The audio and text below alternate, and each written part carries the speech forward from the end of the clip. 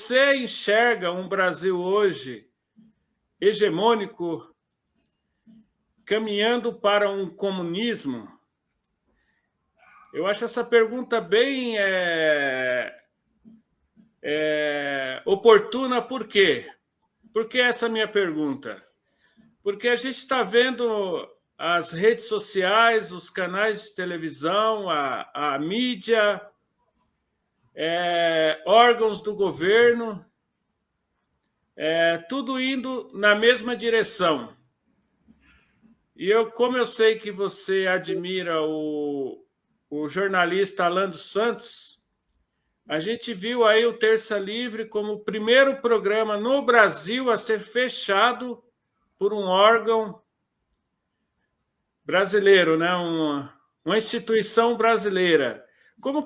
Por isso que eu estou logo fazendo essa pergunta, englobando várias partes, porque é o que eu falei no início, parece uma hegemonia. Você tem a mídia que apoia o fechamento de uma outra rede de comunicação, você tem um órgão do governo que pratica essa atitude, você tem um juiz que manda trazer um brasileiro sem passar pelos órgãos que deveriam passar.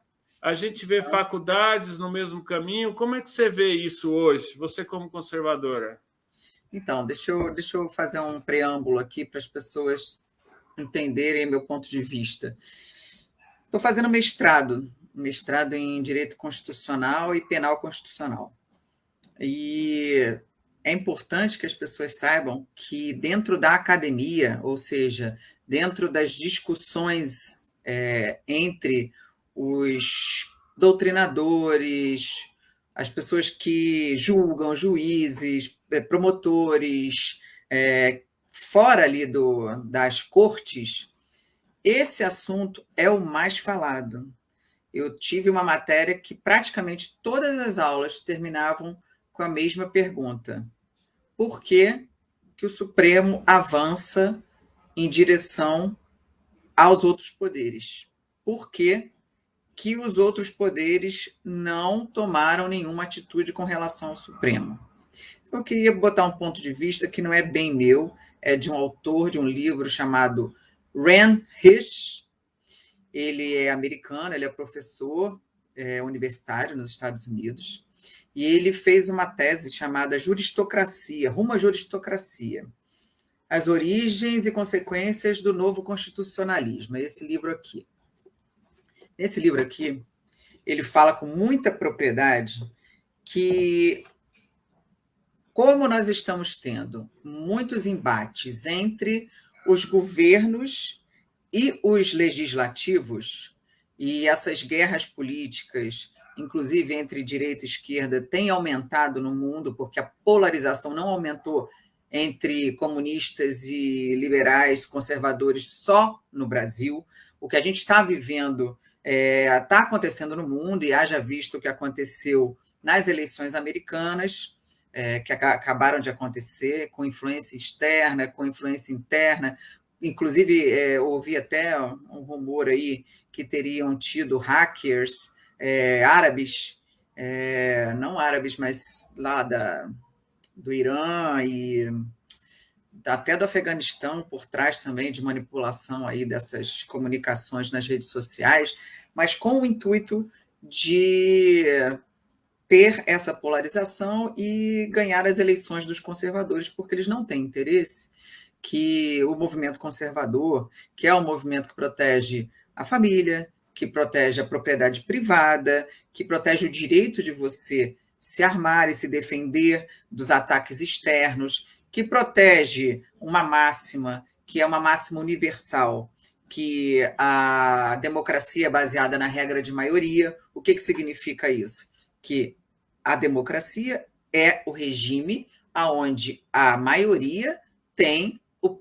privilégio ou a preponderância das decisões sobre as minorias. Não quer dizer que todas as decisões da maioria vão prevalecer sobre as minorias, não. Mas a preponderância, a governabilidade não dá para ser das minorias, e é o que está acontecendo no Brasil e está acontecendo no mundo. Então, assim, eu fiz esse preâmbulo para dizer, tem um cara nos Estados Unidos que não é de agora, já é desde, acho que 2007, esse livro aqui, a primeira edição, a primeira tese dele, que está dizendo, olha, o judiciário no mundo está tomando um poder maior. Por quê? Porque as elites que controlam os países são elas, as elites bancárias, as elites econômicas, os principais players, que são os principais empresários que têm negócios no mundo inteiro, e as mídias tradicionais, vendo que elas estão perdendo o controle da comunicação de massa. Por quê? Porque as redes sociais fizeram uma revolução no mundo e a gente pode estar aqui hoje conversando sobre um ponto de vista sem ter que ser entrevistado pela Globo, pela Bandeirantes, pela SBT. A gente pode ser um canal como você está sendo nesse momento.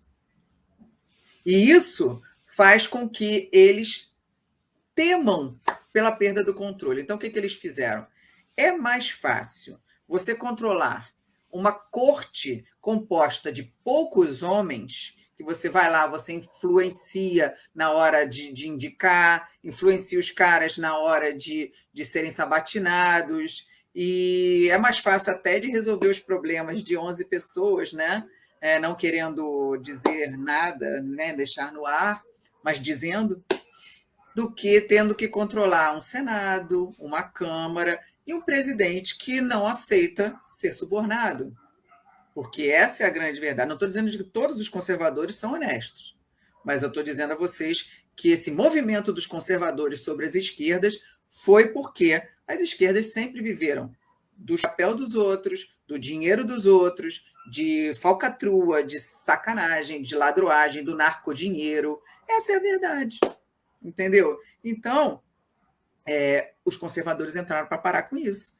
E essa revolta da população, ela vem muito por conta da corrupção, que hoje é o status quo, que também quer manter as coisas sob controle. Então, tem o status quo da política, vou repetir, status quo da política, os banqueiros, os principais empresários que são globais, que têm negócios no mundo inteiro, e a mídia tradicional, que vai desaparecer nos próximos anos, está tentando ter uma sobrevida para ter um controle sobre os canais de comunicação. Porque se você não tem os canais de comunicação na mão, acabou o poder deles.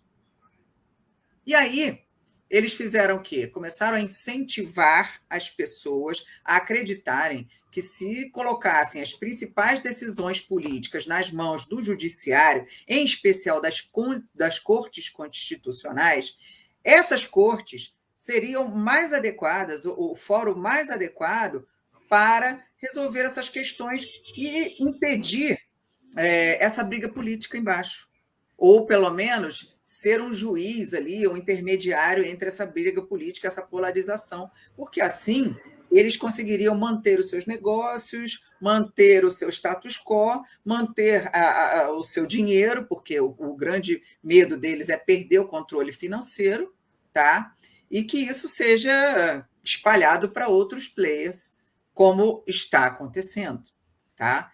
Então, a partir daí, você começa a ter uma nova visão do que está acontecendo. Aí você começa a entender a quem interessa que o judiciário seja o grande governador dos países hoje. A esse grupo. É esse grupo que financia e que coloca na cabeça das pessoas que são mais iludidas, que acreditam mais no judiciário, porque teve aquele movimento todo da Lava Jato, que os promotores da Lava Jato eram os caras que prenderam os corruptos, para agora virem aí, candidatos, que no fundo o que eles queriam é poder. Porque o que o STF quer é mandar, eles gostaram de mandar. Eles gostaram de sentir a satisfação, o gostinho de controlar tanto o governo quanto a Câmara dos Deputados e o Senado. Porque os principais players da Câmara dos Deputados e do Senado está na mão deles. Não tiveram... Nossa, eu ia falar uma palavra feia. não tiveram coragem de botar para frente todos aqueles milhares de pedidos de impeachment contra os ministros, que mais de 3 milhões de pessoas, junto com Caio Coppola, por exemplo, pediram.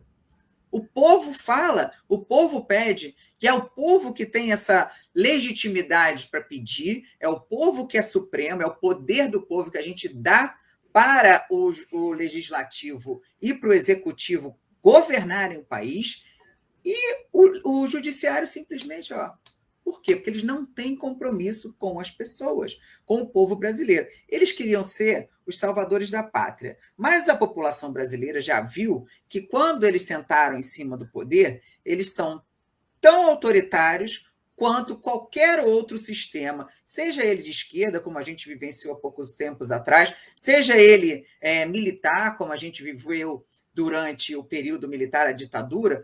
Quem senta acaba sendo tirânico, acaba colocando os poderes de prender, os poderes de julgar, os poderes de condenar, de manter as pessoas em cativeiro político, matar às vezes. Eles também estão fazendo a mesma coisa. Olha meu pai lá.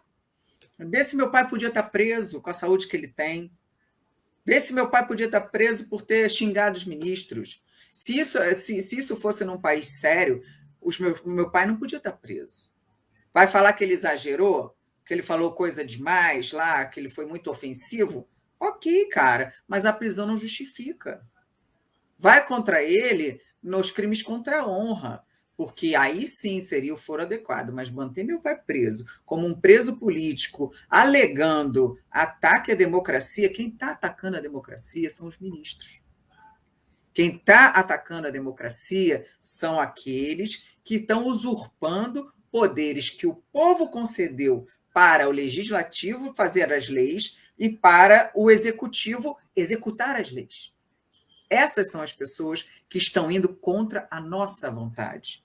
E nós estivemos nas ruas no dia 7 de setembro, como eu já falei anteriormente, não foi somente para falar Bolsonaro, eu autorizo, porque a gente não tem que ficar autorizando o que a gente já autorizou quando ele ganhou a eleição. Que é isso que eu falo, é a regra da maioria. Ele não consegue governar porque estão atentando contra a Carta Constitucional, contra a democracia, não deixando um presidente, num regime presidencialista, governar.